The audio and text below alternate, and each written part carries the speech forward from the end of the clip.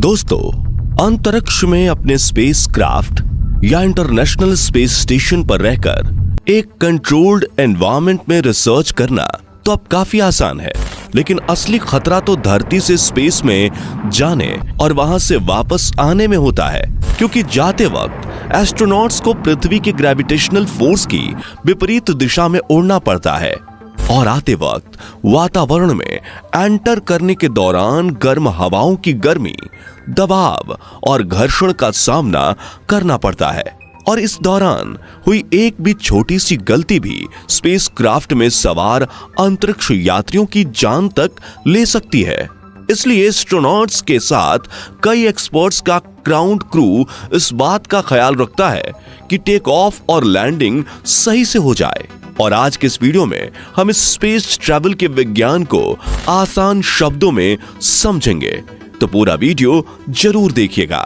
दोस्तों, बचपन में पटाखे वाला रॉकेट जलाकर शायद आप में से कई लोगों ने सपना देखा होगा कि मैं तो बड़ा होकर रॉकेट में सवार होकर अंतरिक्ष में जाऊंगा। यानी ये बात तो हम सभी को पता होती है कि रॉकेट ही वो व्हीकल है जिसकी मदद से स्पेस में पहुंचा जाता है। लेकिन क्या आपको पता है, स्पेस में जाने के लिए आप रॉकेट में नहीं बैठ सकते, लेकिन इसके लिए आपको स्पेसक्राफ्ट की जरूरत पड़ती है। अब आप कहेंगे कि फिर रॉकेट किस काम का? तो यहां समझने वाली बात यह है कि स्पेस में जाने के लिए रॉकेट और स्पेसक्राफ्ट दोनों की जरूरत होती है, क्योंकि एक स्पेसक्राफ्ट में ही एस्ट्रोनॉट स्पेस एक्सपेरिमेंट के लिए जरूरी चीजें होती हैं, जिसे अंतरिक्ष में पहुंचाने का काम रॉकेट करता है। तो अब हम जानते हैं कि रॉकेट कैसे काम करता है। इस प्रक्रिया को समझने के लिए आइए सबसे पहले जानते हैं कि आखिर रॉकेट काम कैसे करता है। तो दोस्तों, आपने स्कूल में न्यूटन का थर्ड लॉ ऑफ मोशन तो जरूर पढ़ा होगा, जिसके मुताबिक हर एक्शन का एक इक्वल एंड अपोजिट रिएक्शन होता है। जैसे जब गन से बुलेट फायर की जाती है तो बंदूक से गोली पर आगे की ओर एक्सेलरेशन फोर्स लगता है और गोली भी बंदूक पर पीछे की ओर बराबर फोर्स लगाती है, जिसे रिकॉइल फोर्स कहा जाता है, जिस वजह से बंदूक चलाने वाले व्यक्ति के कंधे पर एक झटका लगता है। इसके अलावा जैसे हम जमीन पर बॉल उछालते हैं, तब जिस स्पीड से हम बॉल को नीचे मारते हैं वो उतनी ही स्पीड से ऊपर की ओर उछलती है। एक रॉकेट भी न्यूटन के थर्ड लॉ ऑफ मोशन के इसी सिद्धांत पर काम करता है। ढेर सारे ईंधन का कंबंशन से रॉकेट थ्रस्ट पैदा करता है, जिसके इस्तेमाल से वो जमीन से उठता है और पृथ्वी के गुरुत्वाकर्षण बल की विपरीत दिशा में आगे बढ़ता है। यहाँ गौर करने वाली बात यह है कि लॉन्च पैड से निकला ये गोलाकार यान रॉकेट नहीं होता, बल्कि उसके पास में लगे इन ट्विन इंजेक्शन को रॉकेट कहा जाता है, जिसका काम सिर्फ अपने पेलोड को स्पेस में पहुंचाना होता है। इस पेलोड में स्पेसक्राफ्ट में बैठे एस्ट्रोनॉट्स, सैटेलाइट या फिर साइंटिफिक इक्विपमेंट्स होते हैं। दुनिया में मौजूद हर इंजन की तरह रॉकेट को भी काम करने के लिए ईंधन की जरूरत होती है। जब ये ईंधन जलता है तब उसमें से गर्म गैस निकलती है।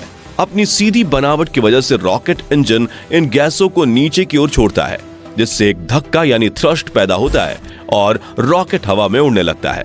अब आप सोच रहे होंगे कि यह धक्का कितना पावरफुल होता है, तो बता दें कि स्पेसक्राफ्ट के पास लगे ट्विन सॉलिड रॉकेट साथ मिलकर करीब 5.3 मिलियन पाउंड्स थ्रस्ट पैदा करते हैं, जो 44 मिलियन हॉर्स पावर जितना होता है। इतने पावर को उत्पन्न करने के लिए एक साथ 14,706 एक्सल डीजल लोकोमोटिव इंजन या फिर करीब 4 लाख कार्स की जरूरत पड़ेगी।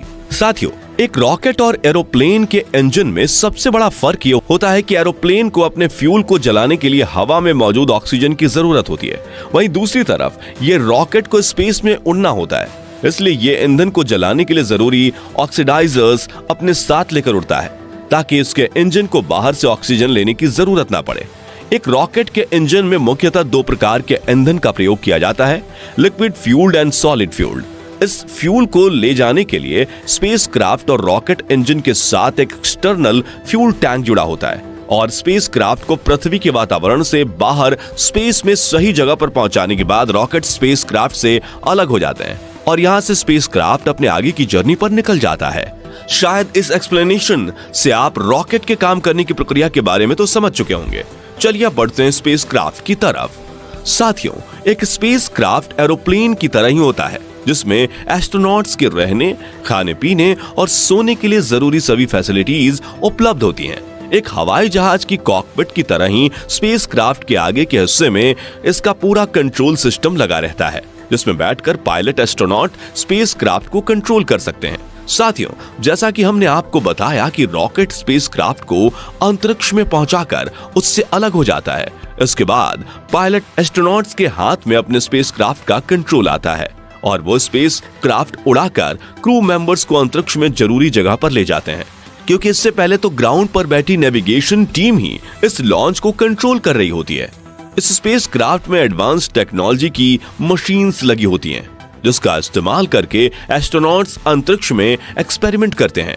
इस स्पेसक्राफ्ट और रॉकेट के लॉन्च के लिए तीसरी जो जरूरी चीज होती है वो है लॉन्च पैड। आप भी जानते हैं कि इतनी ज्यादा हीट छोड़ने वाले रॉकेट को बिल्डिंग की छत से तो उड़ाएंगे नहीं, इसलिए स्पेशली लॉन्च पर्पस के लिए डिजाइन किया जाता है लॉन्च पैड। साथियों, लॉन्च पैड वो प्लेटफॉर्म होता है जिसकी मदद से स्पेसक्राफ्ट को आसमान की तरफ एक स्ट्रेट लाइन में प्रोजेक्ट किया जाता है।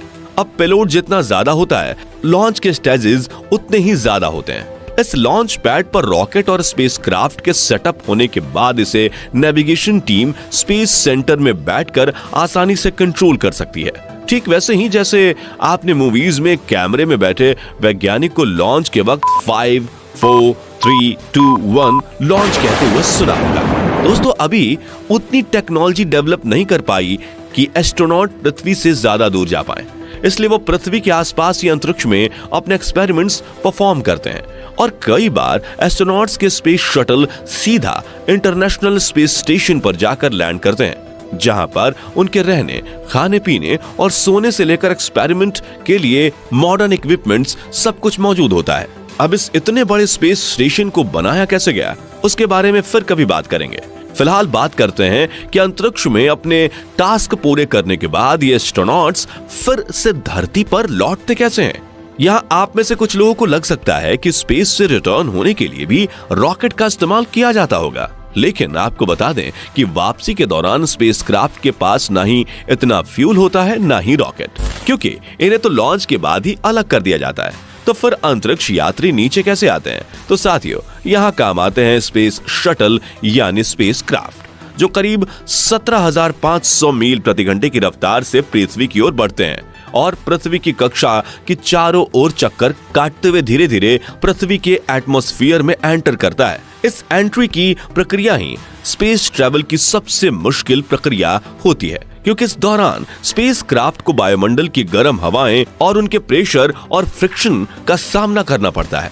इस हीट का अंदाजा आप इसी बात से लगा सकते हैं कि अगर इस स्पेसक्राफ्ट की जगह हवाई जहाज को अंतरिक्ष से वायुमंडल में एंट्री कराई जाए तो वो चुटकियों में जलकर राख हो जाएगी।